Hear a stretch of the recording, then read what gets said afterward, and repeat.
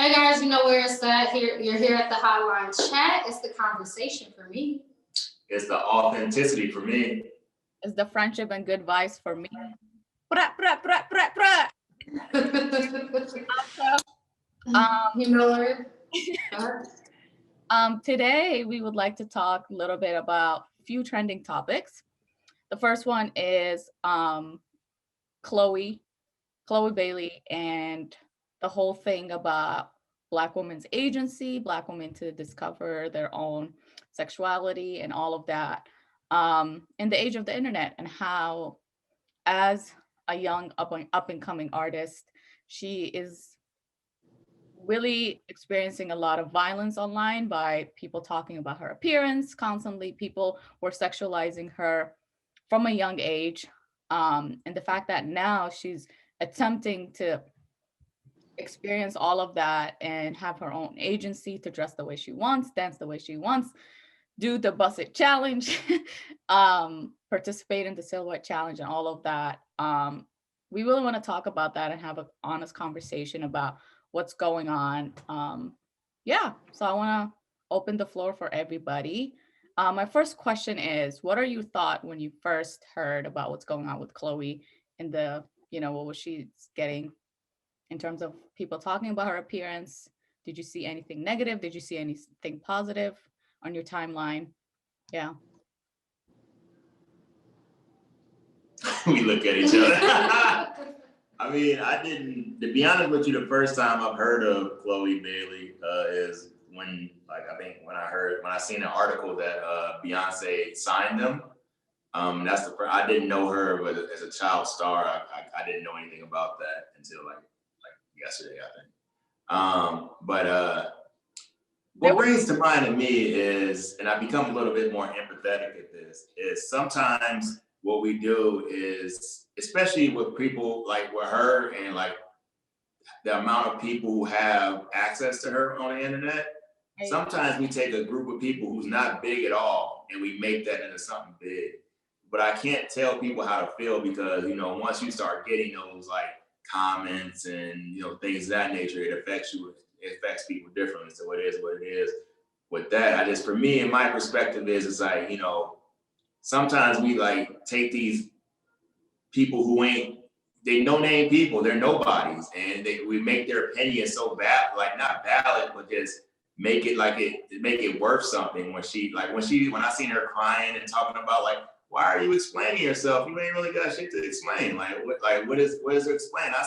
To be honest, I feel as human beings, we focus more on negative and we focus on positive. And I think I've seen a lot more positive. I didn't even see any negative, to be honest with you, but I'm not the one on the internet like that. But for me, I don't know.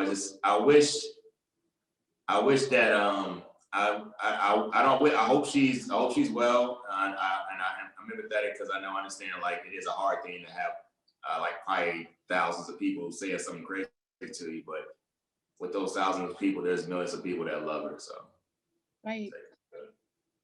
Yeah. I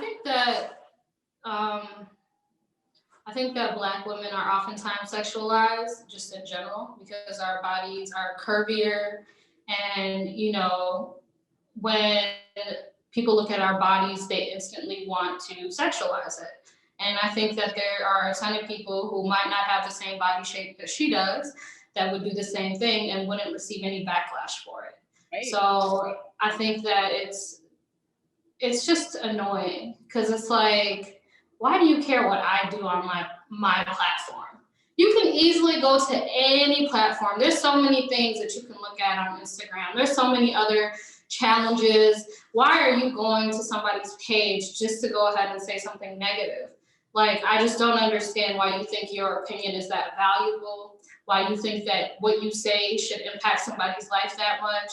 And that's what irritates me about it. And, I watched a video that she made where she was talking about how it impacted her.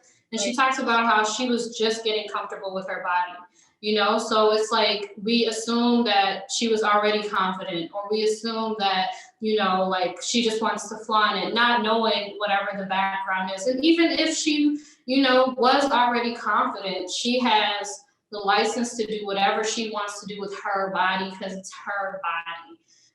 So I don't know. I just think that people need to work on their own bodies or work on their own minds or work on their own lives instead of going to somebody else's page to say something negative. Mind your Do you- business. Mind. Mine's a business. It's so easy. It doesn't cost anything. Yeah, but I think we're not being realistic in the situation. Take the body part out of it. For any famous person to do anything on the internet is going to be scrutinized and criticized. And it's happened to everyone. To be honest with you, like you put anything on the internet as a famous person, like they gonna find. There's always somebody to say something crazy, and then next thing you know, like you could be eating a piece of chicken. Why are you eating chicken? These chickens are dying everywhere. Like it's always something. Victor, there's this double standard, right? If a 22-year-old or 21-year-old white famous woman Right. did what she's doing, we don't automatically sexualize her. We see her as hot. Like, oh, this chick is hot. She's the It's it, not sexualized. blah, blah, blah. Or It's more seen as a positive. When you look at like Black women were dragging her. Like Black women were the ones yeah. that started this whole thing and started to drag her. And I'm just like, damn, we all have insecurities, but I'm not gonna go to the internet and drag another woman because I'm having insecurities about my body. Like, And it's Go ahead. and I think people think that because they live their life a certain way, that other people should live their life the way that they're living it. So like for the women that were saying, oh, she should dress more modestly, how's she gonna try to, do this in order to get male attention? But I saw a quote, somebody commented and was like, yeah, but you dress modestly to get male attention too. So that's one thing. It doesn't matter. It seems like, you can't say that I'm living my life this way and you have to live it this way. Secondly, Miley Cyrus, you know what I'm saying? A couple years back was out here doing the most. Let's be completely 100% honest. She was doing the most on award shows. She was doing the most in, out and about. She was just doing the most when it came to, and I don't mean the most, like, I think she should be able to do whatever she wants. But if people are going to say that Chloe Bailey was doing a lot because she decided to twerk or she decided to wear something that was form-fitting, and it's because she's a celebrity, that's not necessarily the case, because there are other celebrities who are white who might not have as the same figure who do not get scrutinized that way. And they might not even be looked at as hot, or they might, it doesn't matter. But regardless, nobody should be telling any woman how they should be operating when it comes to their body, period. And if you have something to say, then I don't know. I just think that you should just keep it to yourself unless you know the people personally. Even then, it's none of your business. right. I think people have an issue with. I really think the problem is people have an issue with Black women loving on themselves, loving on their bodies, catering for their needs and their body's needs. And I think like when Chloe was crying on Instagram, it really hurt me a lot. I was like, damn, like I was as young as her like a few years ago, and like I'm still dealing with some insecurities myself. Like, damn, like she's trying to love herself. She's trying to do this, showcase that what she's doing to love herself by dancing, wearing form-fitted. I mean, she's gorgeous. Like, Yeah. let her do whatever she wants. I really think the internet and people in general have issues when Black women starts. You know, Confident. let me say something real quick though. Start to be confident. Huh? I just think people have issues with Black women loving on themselves and starting to be confident with who we are. Yeah, and I think that if I'm being completely honest, I've even had to, I've even had family members, check me for things that I've done, to be completely transparent. So like, for example, it doesn't just have to do with just bodies, just in general. I think that we're taught that, modesty or doing things a particular way is the right way to do it when it comes to being a Black girl. Forget even being a Black woman, a Black girl. I remember I was sitting down one day and my sister, she wanted to get like a colored wig. And I was like, oh no, she's, that's too grown for her, or, that's too much for her, or whatever. And my cousin was like, why though? I don't understand. Like, how is that? It's literally just a hair color. And even though I didn't like want to receive it, like I was willing to listen and hear that conversation, because it is true. If it was somebody else who was the same exact age, who, you know, was white, then, you know, I don't think that there would be a conversation saying, hey, how come you're, you know, wearing this colored wig? Right. And so I think it goes deeper than just about like her being a celebrity or it being on social media. I think just as Black girls and Black women, we are often sexualized. And I think that like society has taught us to think specific ways. And I've even had to, like I said, be checked for things that I didn't even realize that I, you know, was thinking. And so it's a much broader conversation than just Chloe Bailey. Chloe Bailey is just a representation of how we interact and how we view Black girls. Right. It's about the indoctrination and the policing that starts at a really young age, right? Whether you grew up in a conservative household or not, like Black girls, as soon as they turn 11 or 12 and they start developing, you know, hips or whatever, we tell them, oh, you need to cover it, you need to do this, you need to do that. Um, and it's just, I just think it's very problematic that we live in a society, we live in a day and age where all kinds of things are embraced on social media, right? Like OnlyFans, all of these are embraced, but when a random Black woman starts to like showcase her womanhood and like be happy with herself and love on herself, we have haters that pop out of nowhere, like "Ka, ka, ka, ka, ka, ka." Like chill, just pause for a second. And if you have insecurities, if you have issues, work on yourself and don't take it publicly and hate on a random stranger that you don't know. Your only access to this individual is just online. I just find it so just petty and disgusting. That's the question for you. You said that it was Black women who started this against her, right? Yeah. Can I ask? And this is going to be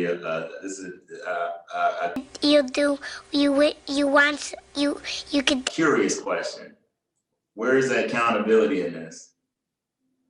Because because the words I hear you guys saying is, why do people do this? Why society does this?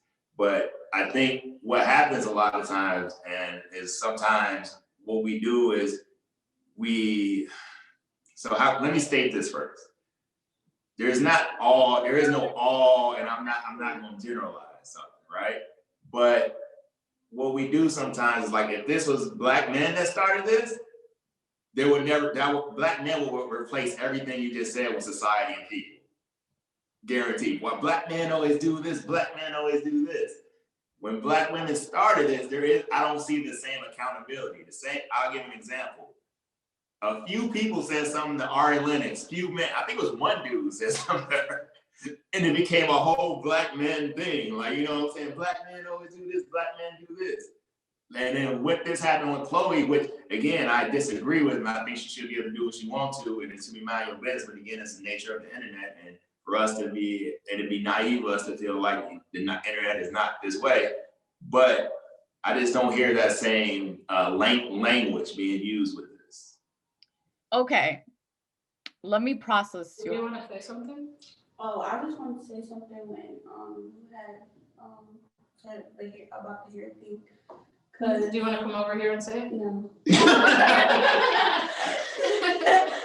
Okay, so my cousin is off stage. I was gonna say, like even like not me personally, but I know like people like who grew up, or like people that I know that grew up around me. Like when other men would come over, like their parents would tell them to change, or they would be like, you know, don't wear that, or you have to change. And it's like, why do they have to change?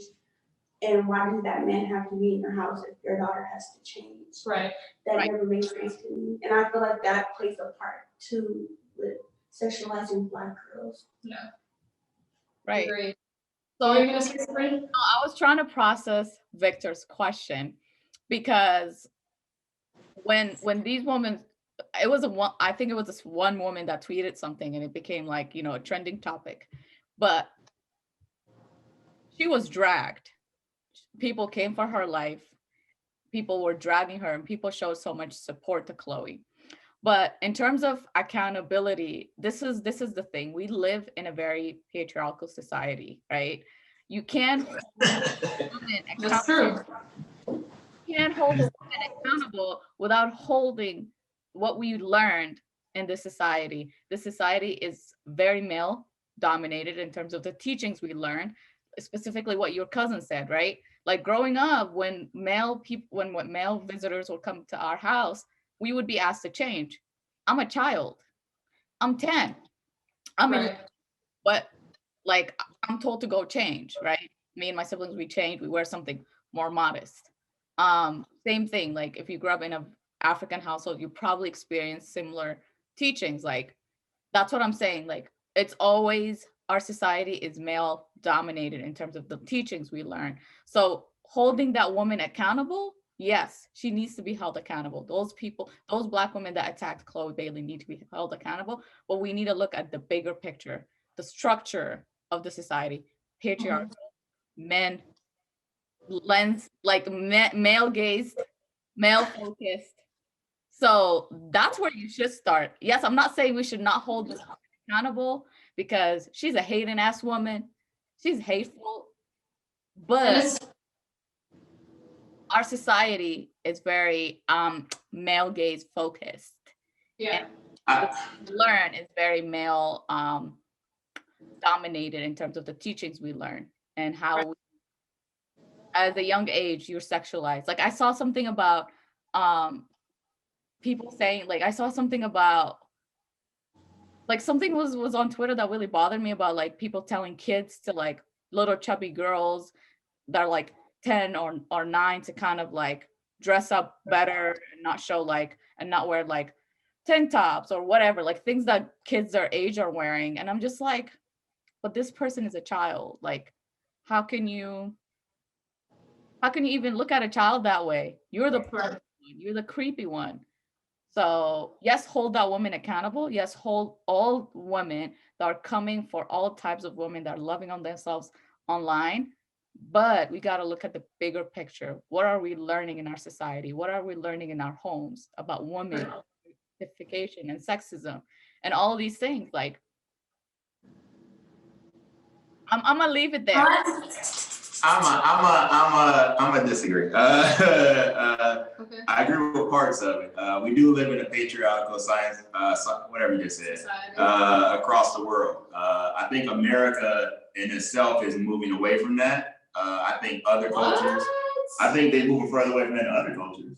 I will say other cultures, I think we are moving away from that a lot more in other cultures. And to be factual, we ain't gonna sit here and act like the society and how men act in Mexico is same as here, as any other country is here. It doesn't matter. It's still a patriarchal. That's not what I said. I didn't say it wasn't one. I said that we're moving away from that further than other cultures. I don't know. I would disagree. It would say it's better for women in America than it is in a lot of other countries. I mean, in other countries, there are women who are in roles of leadership. There are women who are running other countries. I didn't say that. That's not the point. But I'm saying, like, to say that the U.S. or America is further along wouldn't be factual because we would have to take a look at all the different aspects of it. Well, we can look at all the different aspects of it. Let's talk about China. Let's talk about like Mexico. Let's talk about countries in Africa, like Saudi Arabia. Like for instance, a lot of those countries who are very rich countries, there's not good for women in it.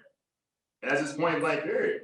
I don't think it's good for women really anywhere, but I'm just saying, but there's levels to this, right? Okay, we'll move on from that. So there's levels to this. Like you can't, like, you get divorced somewhere, you could die. That's point blank in a lot of countries, and it just one. But that happens here in the U.S. too. There's that happens in here too, but you know what I mean. No, but I'm saying a law that you can do it, and somebody going crazy and doing it is a totally different thing. But I'm gonna tell you right now, like.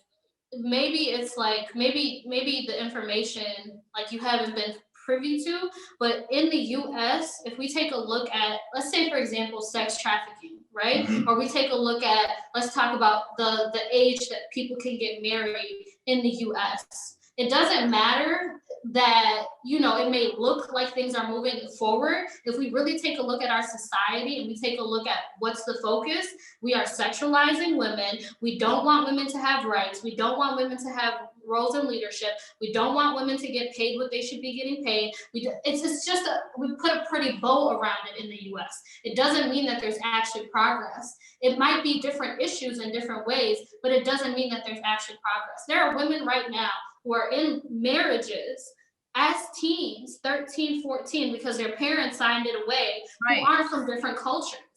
Like, it's just the information isn't highlighted because America puts everything that they do under the rug so that other countries don't see it. Right. I disagree, but okay. Right. And this has been studied. This has been fact checked. Like, there are women, it could be here in Georgia, it could be Tennessee, it could be Florida, regular Americans, blue-eyed, blonde-eyed, like blonde hair, that are married at 14 and 15 because their parents signed a waiver and went to the court and married them off.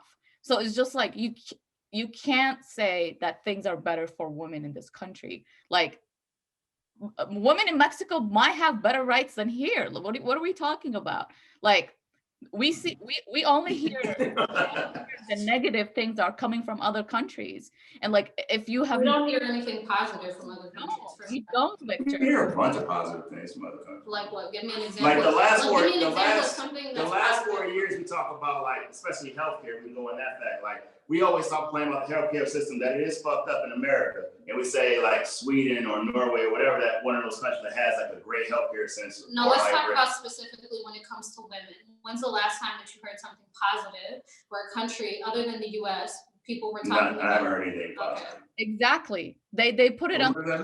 That's what we're talking about. If we're staying on subject, we're talking about how women are treated. You're saying women, there's more progress when it comes to the rights that women get here in the US, right? And I can see why you may think that, right? I'm not even saying that you're wrong. Maybe it's just what the information that I received is different from the information. Like, for me, it's just for me going from my friend and saying, hey, I want to start a fund because her country in Nigeria, if they break away from their husband will kill them, and I want to build a shelter for them. But and that's like many other countries as well. And for us to, what? Not all of Nigeria. That's maybe. I'm not saying it. I'm just saying she said her country. I don't know, like I said before. And she's from Nigeria. That could be her city or anything like that. But it's the fact of it is that, like, certain things like that happen in very rich countries. I'm not talking about third world countries. I'm not talking about countries that don't have any type of infrastructure. I'm talking about rich countries. Yeah, I don't know. I just feel like maybe we need to do more research when it comes to that, because I don't think that we have all of the details on what other countries are doing and what we're doing, because we only know what we're exposed to, and we only know the information that we know. But I will point back and harken back, a callback, where this, when we was at Pimento, and we had an argument about China, and he was like, oh, China was good to me. Black people, they love black people in China. And I remember having this conversation. I remember looking at him like, nigga, you lying.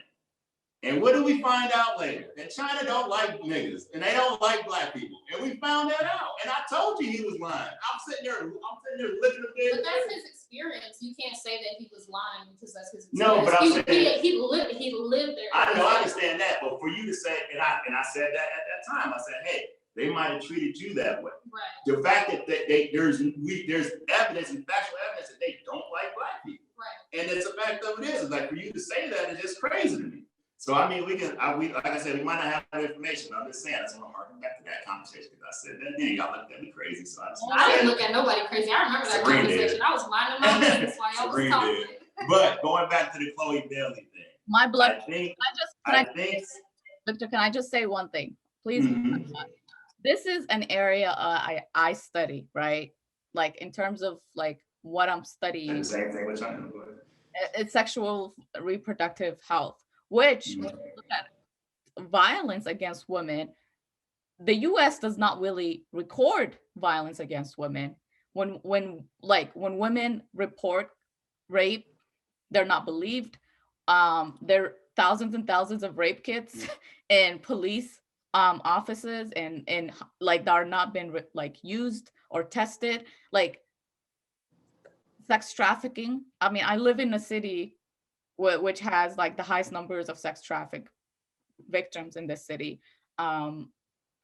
Like intimate partner violence, like all of these things that we really don't talk about in the US, and it's brushed under the rug. And in terms of like data and resources and data collection, we don't collect data on rich, wealthy countries.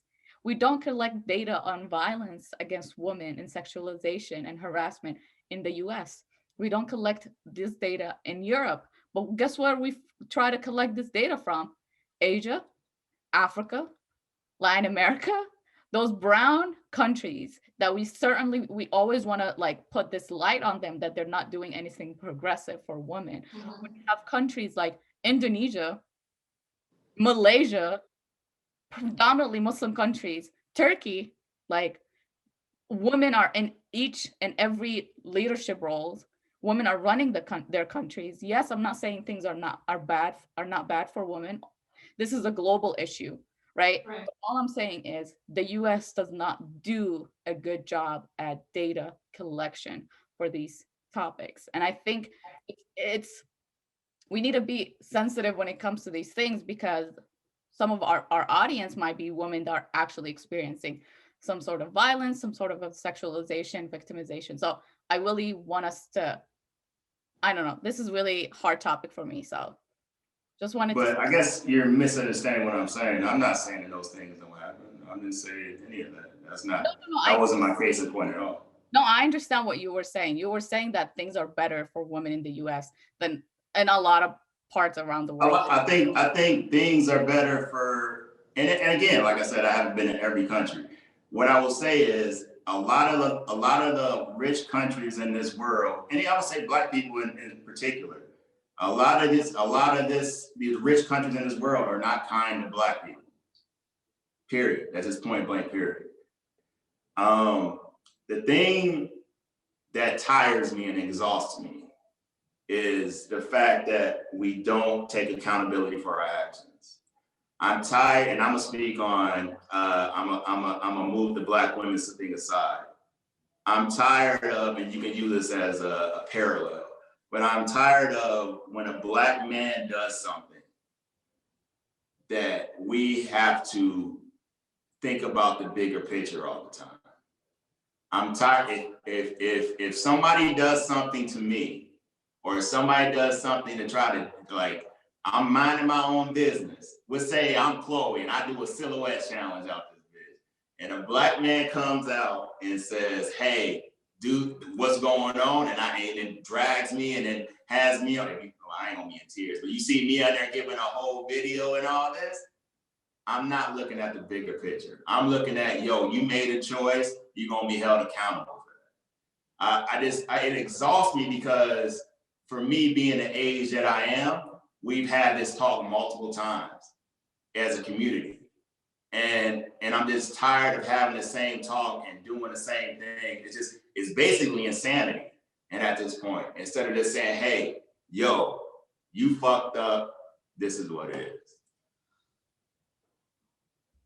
I'm trying to. You have something to say? Well, I don't think it's that one experience. I don't think it's that one person. I mean, she's grown, so she's a Black woman, so I'm sure she's had that experience since she was a little kid. So the Right. reason she's probably crying isn't because of that one person, but because that draws back to all those other experiences. And all those other experiences come from the patriarchy and dealing with all that and dealing with what you have to deal with in the household. I get that. I guess my point is that one person can do that. I guess if the roles reversed and you put a Black man in that woman's shoes, that conversation is not the same. Like, what are you saying? It would be Black men ain't shit. That would be the narrative. If he was to say something to if it was a Black man that said something to her and had her doing that, it'd be Black men ain't shit. And we ain't gonna pretend like it wouldn't be. I think then the issue isn't necessarily how it's handled when there's Black women. It seems like the issue that you have is how Black men are treated. No, I think as a community, because it's a Black woman or Black men thing, I think it's accountability thing. Because sometimes what happens is sometimes somebody does something, and then we play therapy. We pay therapists, and we be like, hey, it's because of this and that and this and that. Instead of like, hey, she was maybe malicious in what she did, and then say, oh, the patriarchy taught her this, and this is why it happened. Fuck, like, she's a grown woman. She did that shit. That's just what it is, and have that talk.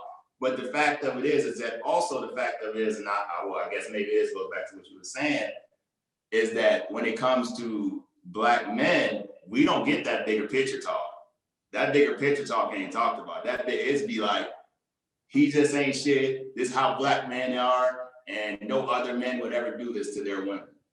Oh, I don't think I've ever in my life said no other men would do this to. I'm not saying you. I think it's narrative, men ain't ish, and it's. I'm not saying that that's what I believe. Yeah, I know. Okay. No, I'm just saying. When he was looking at me, he was like, "Hold on now." No, I'm just saying this. Can we, like, before you finish that, I would like us to think outside of ourselves though, and just know what the narrative is and what we've seen. Okay. Sabrina, it looks like you were saying something. Were you gonna say something? No. Sorry, that was a video. Okay. So, dang, I lost my train of thought. So you were talking about basically how if a Black man was to, basically say Chloe Bailey should dress more modestly, then Black men would get dragged. And it wouldn't be a bigger conversation about the patriarchy or the system of sexualizing Black women. So I mean, that still would be a sexualizing Black women. But within that, you're basically saying the focus would be on Black men being accountable, yes. All Black men, instead of that one particular Black man. And that's the issue that you have. Yes. Okay. I think that I can understand what you're saying, and I don't know what it's like to be a Black man, so I don't know what no, I'm serious. I know, I'm not looking. Yeah, so I don't know what like the constant attacks are that are against Black men other than what I see, but I think that regardless, even if it was a Black man doing it or a Black woman doing it, it still goes back to the bigger picture. And if we take a look at it, Black women are oppressed in different ways. Black women have to bear a lot of things that Black men don't necessarily know or have ever experienced. And not to say that Black men don't have their own things. Yeah. So I just feel like it's a different type of conversation. And I don't think it's fair to say that if it was a Black man that it wouldn't be a bigger picture.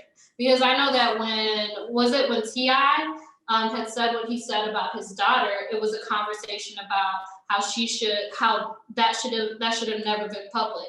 How, it's important that she has, like we were talking about, agency over her body. That's the conversation that I heard. And that was a Black man who said something about his daughter. Yeah, but that was a different conversation because that was his daughter. Like I said, I would hark back to the Ari Lennox thing. I would hark back to But for the Ari Lennox thing, it is a common issue that Black men, I wouldn't even say Black men. It is a common issue. See how you started though. That's because I'm trying to see, like, I don't remember hearing that. So I don't even know what to say, like, in response to that. Because, I just, from what I see. Sabrina was gonna say. Oh, what? No, it's a common issue on social media platforms where Black men are constantly degrading Black women for their looks, for their weight. Black men are degrading Black women for their looks? Yes. Okay.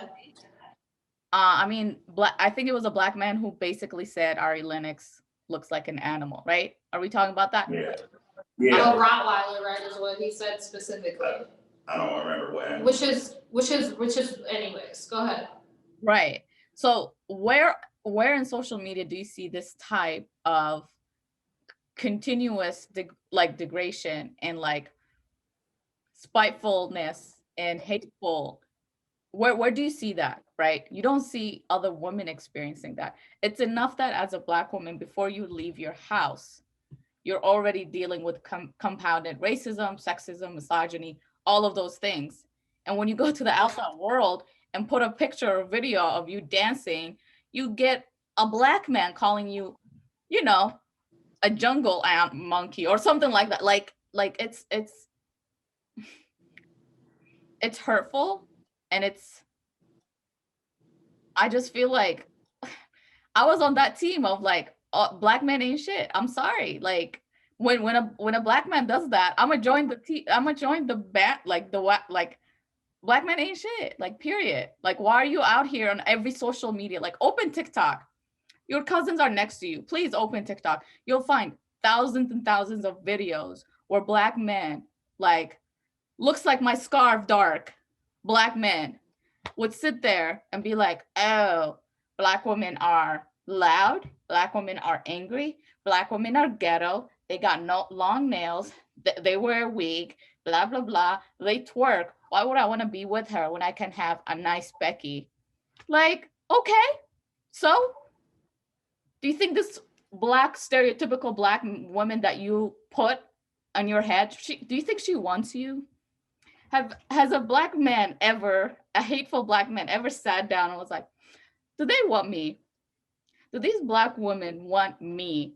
Because majority of the time we don't want them. We don't care for them. We ignore them, we curve them, and they come on social media and start being hateful. So when you're hateful, you ain't shit, period. Period. I'm done. I rest my case. Okay, so why can't that be a conversation amongst black men though? Because Right. I mean, I know that I in think- other things that I've heard, when you talk about accountability starts with the people that you're around and the community that you're a part of. So as a black man, and even as me as a black woman, you know, my cousins, they're the ones who were like, listen, this isn't correct. So they were able to hold me accountable, right? And so I think that, is there a conversation? Because I mean, we can get upset and we can feel like, man, I can't believe these people are dragging, you know, this particular type of group. But what are we doing to, you know, facilitate a conversation that shows the other side of who black men are, and what are we doing to hold black men accountable? You're asking, and this is the sad part about it. You're asking for some sort of community where there is none. Okay. We killing each other too much to be like, just the rate of how much we killing each other shows you that we don't give a fuck about each other. And the fact of it is that we don't have that community. When we walk past each other, we don't even look each other in the eye, because we look at each other eye too long, we think it's an issue. So there is no community. How can you hold somebody accountable if there ain't no action happening in front of you? Like, if there's not a guy doing, like, if a guy is attacking, they're not gonna like step in and do something. Most black men don't talk to each other unless they family or something like that. So it's kind of a thing where, like, again, it's how can I explain this? It's kind of you're alone in that aspect, right? Like, because you don't have a lot of, like, most black men don't have a community of black men to be around. And the thing about it is, I feel that the worst of us represents all of us, and that's how it's been done. When any other community, there isn't that. Like, one person can do one thing and that's just him. But for a black man, and it's been that way, and I'm not talking about just black women, but as an American, as a world society, you know what I'm saying? Like, the worst of us represents all of us. And I just feel like when they say, I seen that on Twitter, or not Twitter, but social media one time, where they were like, black men should hold each other accountable and this and that. I'm just like, I was thinking, like, y'all see how much we killing each other out here? Like, you see what's going on out here? You know what I'm saying? Like, we are literally doing the work for everybody else to kill each other, put each other down. Every day there's a story in the news of somebody getting killed or somebody taking advantage of somebody in business. And it's always a black man against another black, or somebody else black, right? And the fact of it is that, like, we don't have the community to be able to hold each other accountable. Barely. I don't say won't at all, but barely. So then that's maybe where we start. Because we can't fix it by saying, hey, you know, we should stop dragging black men for this, when that is the narrative. The only way that you can change the narrative is to create a new one. Right. So maybe that's where the solution starts, you know? But we can't just be like, oh, black women, if you feel attacked, or if you feel like you're not being protected, or if you feel like, you know, you're bearing this weight, that you can't express how you feel. No, I'm not saying that at all. That's not what I'm saying. What I'm saying is nuance has left the conversation. Mm-hmm. Critical thinking has left the conversation. And that's why I speak of my exhaustion. If we go through the 80s and the 90s, we've had these same talks. Nothing's changed. Nothing's changed at all. Like, to be honest with you, in the community of black men, Nothing's changed from since 80s, 90s till now. And there's a reason for that. And I don't know, I mean, it's because maybe we don't want it to change. I don't know what it is. But again, it's insanity because we're doing the same thing over and over again. And all we have is, now we have social media to just show what it is. I just feel like now what happens is that if you, again, I just go back to the fact that like the worst of us represents us. And I think that's the only thing that like a black woman can do, one black woman to do something, and I feel like it doesn't represent you, all of it. I don't think so. I think it just depends on what's done. For me, I feel like I don't see that. Right. Like one black woman can do something and it's just like, you know, like this whole thing about the stereotypical black woman, like I mean, that's what I'm saying. Yeah, I mean, for me, I think that's personality type. So I'll say last year, I remember there was a story, I've probably seen this too, where a woman like ran off a road with her kids and tried to like kill herself with the kids. Do you remember that? The black woman who did that?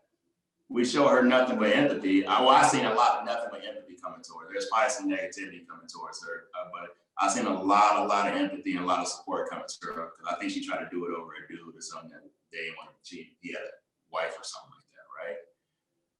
I feel like, again, that doesn't, when you look at that, that doesn't represent the entirety of black women, because black women came together, or whoever came together to support her. right. A man, that happened with a man, that nigga is not getting supported. I can tell you that right now. And I just feel like that's where I'm gonna stop you, because we were protesting 2020 because black men were losing. That's not the same situation. No. That's not the same. Listen to what I'm saying though. That's a police killing. That's a police killing. I'm talking about a grown man with kids in a car, running, trying to take his life and his kid's life and running out. If it happened and it became a social media sensation, like the story of that woman, I'm pretty sure black man, black woman, black whatever, black walls, we would all come together and try to fundraise, try to do something. I don't think that's true, but I mean, no, I do not get your logic that we don't care about black men. Literally. I didn't say that. I said that if that situation happened, I'm talking about that situation specifically, because we care when he gets shot by the police. And we've seen that. That's an example that's happened, right? We're talking about situations different than that. Right. Because when you talk about shot by the police, that's systematic. That's something that shouldn't happen because that's systematic. What happened with that is that's just life. That's something in life that happened that shouldn't happen. But I think that's also like, in a sense, it still ties to the system. Because a lot of the times why people do things like that is because of, issues with their mental health, And so I think that there's a conversation that's now starting to become normalized within the Black community when it comes to mental health. And I think that that's part of what can actually move situations when it comes to Black men and Black women in a progressive space. But everything really ties to the system because we live in this system. It doesn't matter what we do. Like I could literally go outside and think that nothing that happens within the system impacts me, but some way, somehow, if I really take a look at it, it does. Right. And so it's more about creating something new, and it's about breaking whatever the components are that aren't beneficial. And that's the majority of it, And that's because if we think about, so let's say, for example, people were dragging him, right? We would have to take a look at why were they dragging him? Because they feel like Black men should be, strong, or they feel like Black men should be, whatever. It's still going to tie to certain stigmas. There's still a bigger issue than just that one situation. Yeah, it'd be a big issue. What I'm saying is, what the conversation be had is the question I would have, and I would say that the system is always going to be here. The system has always been there. Mm-hmm. We knew the system. We didn't just 2 years ago find out the system was there. I know, but it's about what can we do. That's the question. And we ain't found out none of this stuff. But it doesn't mean that we won't. It doesn't mean I'm that not saying we can't create won't, something I'm just different. saying that I guess then I would say, where's the progress being made? There is progress when we look at certain neighborhoods. I mean, I'm not familiar because I did not live long in the Twin Cities, but I can point at great Black people that are doing great things for Black men, specifically in Denver, where I spent majority of my life. There are progress. There are things that are being done to like empower Black men to have, emotional intelligence, to, pursue education or technical stuff. There are things that are happening. There are people that are actually showing support and care, and it's coming from Black men that are going into their communities and being role models. I think that's what's missing. Black women, we try as much as we have Black women that are haters, like the example we pointed with Chloe, right? This whole thing started by a Black woman being a hater. We do show a lot of kindness and empathy and support, and we try to support each other. I think that's what's missing for Black men, but also we need to consider the reason why that is missing is toxic masculinity. You don't want to show emotions. You're taught at a young age to not show emotions. You're weak. You're blah blah blah. You're a punk. Like, you know, I think those are the issues, and that goes back to the structure of the society, goes back to how things are built in this society to make sure that Black men do not successfully have emotional intelligence, do not successfully participate successfully in the society. Yeah. I think what you just said doesn't just attach to Black men. I think it attaches to the Black community as a whole, and especially the African American community as well. When you talk about emotional intelligence and things of that nature. Now, I will say that the progress that you speak of, I think, has always been there, because it's always been there. We just didn't have social media to prop it up. But even where I'm from, you always had those people who always was doing something for the city or whatnot, like everything like that. That don't change nothing. For me, and like I said before, because we had an episode one time where I talked about social media, and it makes me lose faith in humanity. What I see is we do the same thing, and we talk, and we have a bunch of talking heads. We haven't had anybody in the Black community make real change in a long time. What would be real change? What does that look like to you? Yeah. Something that's, I don't know, because if I knew, I can put a word to it, but I would say something that is just like a boulder. It's just unmovable. You know what I'm saying? Since the Nation of Islam has been created, I haven't seen anything of great substance to be made. I've seen a lot of people talk. I've seen people do little things here and there, like, get people out of jail. You know what I'm saying? We free protesting. We've got a few things done, but as far as a community, we haven't done anything in a long time to have. I think, and we're gonna get into a whole nother subject, but I had this talk with my mom one time, and I think the reason being, one of the reasons being, is because for a long time, Black people held stagnant because of the hope of God. And we really were just sitting there, mother was sitting there waiting, man, God gonna change all this. Ain't nothing changed. We've said my community, and I can speak for my community as an example. My community has eroded around the church. It doesn't make sense. And the fact of it is that we talk, like what we do, and what I see people do is what we do, and what we do as a community is, as example, is like you could be going through shit, like, I'm about to get evicted. If I don't have this money, I'm about to get evicted. And I'd be like, man, I'm gonna pray for you. That don't get you. Why don't I just give you some money, right? That don't even make sense, right? And that's exactly what we're doing. We sit here, not us as a whole, not I'm just saying, but I'm saying the community as a whole, we sit here and talk about the system. This is what it is, patriarchy, and this and that. We don't change shit. We don't, most people don't even change their behaviors because it's too hard to do so. You know what I'm saying? Because it's too difficult to do so. You know how difficult it is to change a behavior that you've had since forever?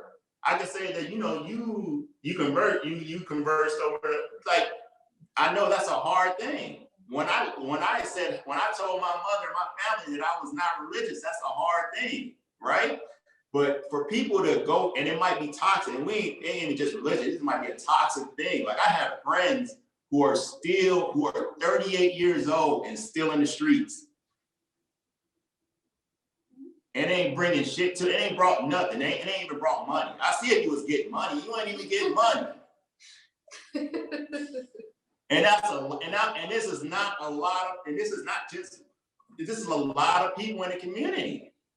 And the fact of it is that we haven't changed anything. And that's why I feel like, for me, when I look up and I say, hey, you know, we had a black president, hoorah, okay. But, like, you know what I'm saying? Like, when he first got elected, and I'm going on a tangent, but when he first got elected, I was expecting like some real shit to happen, right? Like some real shit. Ain't no real shit happening. Ain't nothing happening, G. Like, you know what I'm saying? We just got a good looking president, and like that's how we got. Like, okay, they look good. But I just feel like I just really feel like us as a community, we've talked a lot, but we haven't moved action. I think I've seen, for examples, and again, I have limited knowledge on these things, but I've seen other communities be able to move more efficiently. Give us an example. I would say like a Jewish community. Okay, so like they have an actual community where everything in that community is Jewish. Everything in that community goes through, like, there was a good example of this actually. So in the Jewish community, $1 probably stays in there like a whole probably a long time, whatever, right? If anybody watched that Netflix thing where Killer Mike was trying to just only shop with black businesses, he couldn't do it. You couldn't even survive. Yeah. So it's like we talk a lot and we do a lot, but for us to make change, sometimes we have to be uncomfortable. And I don't think a lot of us are willing to be uncomfortable to make that change. Yeah, but I mean, that's the society that we live in.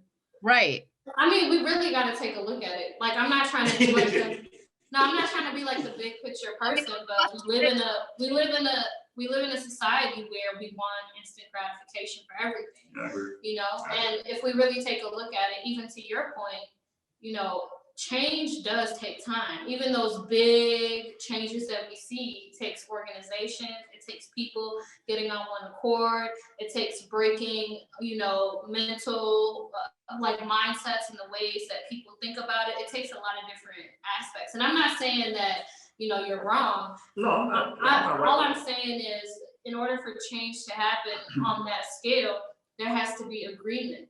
And the only thing that we agree on in society nowadays is what we think should be double tapped, what we think we should be swiped, and what we think we should give our time and energy to. We live in a society where it's about us, it's about me, it's about what I can do, and we don't necessarily have some of the principles of actually creating like community. It's not emphasized. It's not important to us. It's not something that we see as valuable until really we have conversations like this. And even in conversations like this, as soon as we leave, we're gonna go about our business and think about me. So I don't know. You said what? I don't know about all that. Anyways, to some degree, you know. So I think that I think a lot of what you're saying is 100% valid, but it's a humanity conversation. Then it's not just like a what's that look for? Because I would say, so I was about to say, like, I kind of envy you guys, right? So, like, because you guys do have a community. I don't know, like, from what I can tell, you guys have a community. The community that is gone. That's a wrap on that shit. Like, there is no community that we have anymore. Like, I think I went with you to the Somali Mall, right? Yeah. Like, I went that mall. I'm like, God damn, like, they got a barbershop next to it, like a food place now. Like, God, right? And it was just crazy. I was kind of blown away by it, actually. But it's just the fact of it is that, like, when I was young, like, we had community. Like, I remember riding a bike with my brother and the dude, a black man from across the street. He owned a house over there. He was like, yo, I see y'all riding up and down the street every day. Y'all better watch out for those damn cars. He ain't know me from nothing. You know what I'm saying? He even know my mama, right? That's gone, G. And the fact of it is like, I think goes back to what you're saying. I don't know if it's a humanity thing or what it is, but the fact of it is that how can we come together and act as a community? We can't hold each other accountable for anything because we don't know how to talk to one another. And like, if you don't, like, to be honest with you, most people don't know how, like, the trend nowadays is like, get rid of your family. If your family, like, that's a trend nowadays. Like, if your family can like say something to set you off, you say, fuck them, that ain't my family. You know what I'm saying? That's a trend nowadays. You know what I'm saying? So it's kind of a thing where like, we are, as a people, to be honest, in my opinion, I just thought of this, we're secluding ourselves, like we're steady secluding ourselves. Yeah. We're getting further and further apart, but we have access to more people. That's the life, that's the world that we live in. Yeah, but I think it really deeply affects the Black community because we were so close knit, but now like year goes by, like next thing you know, they're gonna say, yo, once you get born, then fuck your mom. Just go ahead and do what you want to do. You know what I'm saying? Like we're literally slowly like getting away from each other. Can I just say one thing? Yes, ma'am. Listening to this, it really,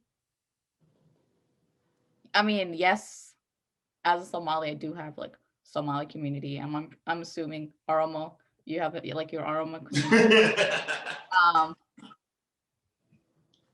Free Oromia, but That's a conversation for another podcast. For another day. But one thing that I really wanted to bring to the table, and Victor, I say this all the time, you gotta look at the societal structure thing, right? You grew up in a time where you had neighbors that were Black, friends that were Black, your entire, like everybody around you was Black, right? But there comes rich, wealthy, white people, investors coming in and going to Black communities because it was cheaper to buy property. You know, gentrification, like thriving Black community like yours was purposely destroyed, you know, and it's just, you can't just say the blame constantly falls on the people. Yes, some people are to blame because sometimes people need to be accountable for their actions, right? If I, Sabrine, was in and out of the system and whatever, right? By the time I'm 35 or whatever, I'm a free person, right? I'm free, like I'm out of the system. I don't have options, right? But there are people who prevail and do great things. People that go back to school, people that pick up a trade, people that do things. But majority of the time, doors are closed in your face. You can't apply to basic jobs because you have a criminal record. You can't do this, you can't do that, you can't do that. And that's all goes back to the system. Yes, I can always work hard to change my behavior. But I've tried once. I applied to this job, they said no. I went to this other job, they said no. I went to this job, they said no. 10, 20, 15, like 30 jobs said no to me. Nigga, I'm gonna go and sell crap. Like, what am I gonna do? I need to eat. Like, I need to eat. I need to put food on my table. I need shelter. I'm gonna go back to the street. So I agree, people always need to be held accountable, but sometimes we gotta look at the societal structure. Communities were destroyed purposely when rich, white, bored, suburban families, decided to come from suburbia and move to hip Black neighborhoods because that's what the culture was, like it's bigger than just you holding Black men accountable, and it's bigger than me or Lo or my Black homegirls holding each other accountable. We gotta hold the country accountable. We gotta hold our politicians accountable. We gotta hold investors and banks, every aspect of the society accountable for the destructions of your community as you know of. Does that make sense? It makes sense. Can I say something about the crack thing you just said? I mean, that was just a joke. That was just a joke. But I want to, because I heard this from someone else, and I would like to stop this myth. Crack doesn't make you a lot of money. And it doesn't, like when you say I sell crack, when people say they had to sell crack to eat, If you are not a felon, that's not an excuse. And I'm gonna repeat that once again. If you are not a felon, if you sold crack, you sold it because you wanted to. The only way you move crack to make any amount of money is to move weight. And I can tell you right now, that's few and far between. Listen, I don't know anything about I know you don't, but I just want whoever listening to this to see this. Listen, it could be the pills that these college students are popping. It could be weed. It could be whatever drug. Crack was just a term for I get what you're saying. I just want to make sure that everybody who listens to this hears this, because what I see sometimes is like, now we've turned, it used to be I sold crack to feed my family, right? Or whatever. And that was some bullshit. Now we've got to a point now where we're selling crack to be cool. And I just want to get back and say that, like, there is, like, if you don't have a felony, if you have a felony, you understand, because it's hard out here. I've had a felony and I had it erased from my record, and it was hard out here. I ain't sell crack. I ain't sell crack, but it is hard. Jobs don't want you, apartments don't want you, things of that nature. That is difficult, and I understand that. If you do not have a felony, I'm not trying to hear that shit, to be honest with you. Because again, like we said before, we done seen this movie before, and it's only 1-2 ways up out of that, G. It ain't, and I don't know any retired drug dealers, to be honest with you. And I think, again, it goes with it. We sell these type of myths in our community, and be like, man, I had to do it just to get by. Nigga, you got Jordans on. Like, what are you talking about? Like, you ain't sell crack to get those Jordans. You already had them. You just doing it to be cool. Like, it don't make sense. And going back to that statement you made about investors, I don't know about other communities. I know that happens in like a lot in New York and stuff like that, or like Harlem and I think Brooklyn as well, from what I've heard. In my community, it wasn't that. Oakland. Oakland? Yeah, Oakland. I will go back to, I do place blame on the people, but you can't place blame on other people as well. Everybody doesn't have a sole blame. But when I say, when it comes to a community that we have one, I will blame that community. The fact of it is that, again, we rally, you go to the church every day and you put money in that pot to keep that church going. And there's 4 walls so you can pray. We could have put money together and purchased some shit up in that community. My mother is a single mother and was able to purchase a home and did what she did with 2 kids. So when we talk about, and she still lives there, you know what I'm saying? Ain't nobody moving her out, nothing like that. The reason that people left out is because they spent too much time. And again, that could be due to lack of information, right? But I couldn't say that my mom ain't no finance guru. I mean, she's good with the money, but she ain't invested in stocks or nothing like that. But what we have to do is again, when I say accountability, I say it has to be, sometimes we got to look at ourselves. We could have did so much better, and we let that community go. And that was on us. We sat there and went to church every day and we pushed it in the collection plate and didn't have, and then when we come home, we see one home gone, we see the next home gone, and it just keeps going and going. So everything's going, and everybody ain't nobody living there no more. Right. And it just, the fact of it is they gotta look at themselves and say, I'm not saying you gotta live with yourself and just say you fucked up. That's all it is. Like, if it was me and I did something and I messed up, I'll say, hey, I messed up. I gotta learn from that. But like, again, I can't give them the pass because I seen my mother do it. And she ain't do it off no like silver spoon. She didn't get no large, she ain't never get hit by no car and get no lawsuit or nothing like that. She got it from the mud, right? So it's the fact of it is that like people need to have the information, use it, is what I'm saying. We've had the information for 30, 40 years, use the information. So let me ask you this, how do you use that information? That's why I came here. I'll give this an example. No, it's just because you know what I'm saying, somebody's gonna be watching this and being like, oh, that's cool, but what are you doing? So check this out.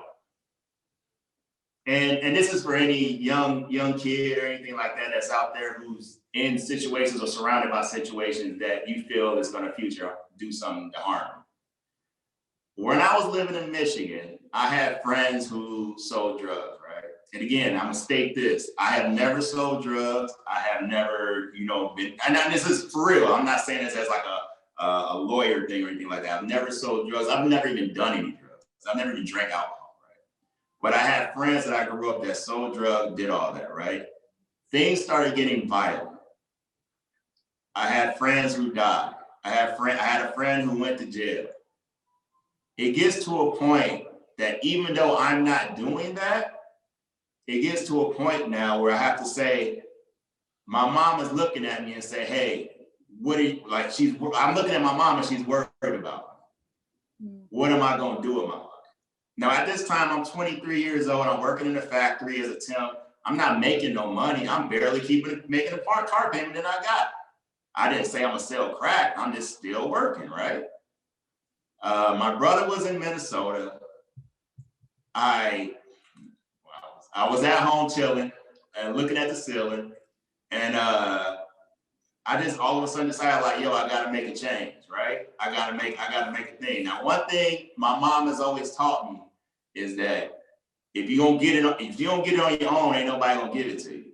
A lot of my friends sometimes feel like, or somebody like they was trying to be rappers, they was trying to do everything, all the typical things, right? I can't rap. I ain't gonna lie to you. I like rap. But for me, the reason, and when you say, what am I doing?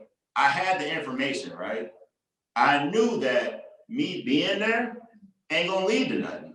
Like, it's not gonna lead to nothing good for me. I was already going to jail for stupid shit. You know what I'm saying? I'm going to jail for stupid shit. I ain't even a criminal. When I went to jail and see my cousin in there, I said, I gotta go. I gotta go, G. Like, I should not go to jail and see somebody I know, G. You know what I'm saying? Like, this ain't Walmart. So once I went to jail and see my cousin there and I got out, I was in there for like 2 months or something like that, I think. It was like, and that's the longest time I've ever been in jail. And I'm just like, what am I, like, I had to weigh out my options of what I'm doing. So when I came here, I no matter what happened, there was times when I was here when I was fucked. Now, keep it in mind, I have no family here, no blood family here. My family's in Michigan, I'm in Minnesota. There was times when I was fucked up. I was barely eating. I was working at UPS part-time, making what, $100 a week, $100 and something a week, trying to eat, put food in my gas tank and talk to a girl, and I'm gonna take her to the movies. I ain't got no money for that. I gotta eat at home, right? But I got my shit off. But it's a thing of like, when you, and nobody, and to be honest with you, I'm gonna be honest with you, none of my friends thought that I was gonna stay here. They thought I would go here and then like, someone fuck him and I would come back. My brother ended up going back because he had some issues or whatever, so he ended up going back. And I stayed. I've been here since, right? And I can say I love it here, right? I made a home, I made a community here. But I think that, and this is why I'm so big on accountability. I'm very hard on myself when it comes to accountability. Like, when I mess up, I gotta be like, I'm really hard on myself. And then going to that, like, I came up here, I went to college, I graduated in 2009. I got my associates, and that was like during a recession or whatnot. So that was the worst time to graduate. And I couldn't find a job, like, in my field. And I was real hard on myself. Like, man, I came all the way up here, I graduated, and I still can't find a job. And I did it. I kept going, and then I finally found a job that suits me, that pays me well, and keeps me financially stable now. And that took me damn near 7-8 years being here. You know what I'm saying? It was a real grind. But I had to do it. But the thing I would say also with that, though, is that I wouldn't have been able to do that without building a community. Is going back to what I'm saying. Like, I built a community around myself where I have friends around here who are just like family to me, that you got to prove yourself as a friend as a while, you got to do that. But, I've been able to prove myself to these folks, and they really, genuinely see me as family. and that really got me through a lot of the shit that I was going through. So I just feel like I tell people all the time, like I have people tell me like, as I got to my new job, like we got, when you used to work, we do the stock thing, they give us a discounted stock. And I tell my friends, like, yo, y'all should look into this because, you know what I'm saying? Like, you spend money on all this other stuff, you can put it on this and maybe make some money in the long. I'm saying it ain't no quick money, but it's like, something for the long term. And then the first thought is, well, teach me about it, right? And I'm like, to be honest with you, transparent, I don't know too much about that stuff, but the internet is your, treasure trove right there for a wealth of information. But most people don't want to do that. And most people don't want to do the work. You can give them all the information, don't want to do the work. So I guess that's the way of how I deal. Like I'll get information and I'll do my best to make a change. I'm not saying I'm perfect or anything like that, but I try to pivot off the information I have instead of just keeping the same behaviors. Right. And I think that with the Chloe Bailey thing, it's important that there is accountability. And just in general, when you see something, what is it? When you see something, say something. But that really applies to everything, When you see something, say something. If somebody is being belittled, if in your community you feel like something is lacking or there needs to be a sense of accountability as a Black man, even though it might be uncomfortable, and I'm not saying you have to do this, right? Even though it might be uncomfortable, you know what I'm saying? Being like, hey, this isn't correct. As a Black woman, being like, hey, this is something that, I don't think is correct. It's important that we take accountability for the things that we have in our lives so that more people can have a better experience of life and more people can feel like they're connected. Because as humans, we all need to feel a sense of community and connection. And as Black people, we deserve to have community and connection. And if anybody watch this, I don't want you to think that I hate Black women. It ain't that deep. It's just the fact that I get passionate about things. But in all fairness and everything like that, again, like I said before, like we shouldn't even be having this conversation about Chloe because to be honest with you, it should have never happened. And to be honest with you, is I think again, for me, I look at the internet and I say, no matter what you do, we can, to be honest with you, at some point in the future, we can all be famous doing this podcast. Like it's a ring hand, like what? Can we? Mm-hmm. We can all be famous doing this podcast, and there's gonna be somebody in the comments with some bullshit. Yep. And I just urge, I know it's easier said than done, but I urge everyone to focus on the positive and not the negative. And on that note, we are done with this episode. Thank you everybody for watching. Thank you for all the comments and the feedback you've been giving us. And bye. Next week, it'll be Victor's turn to pick a topic, so.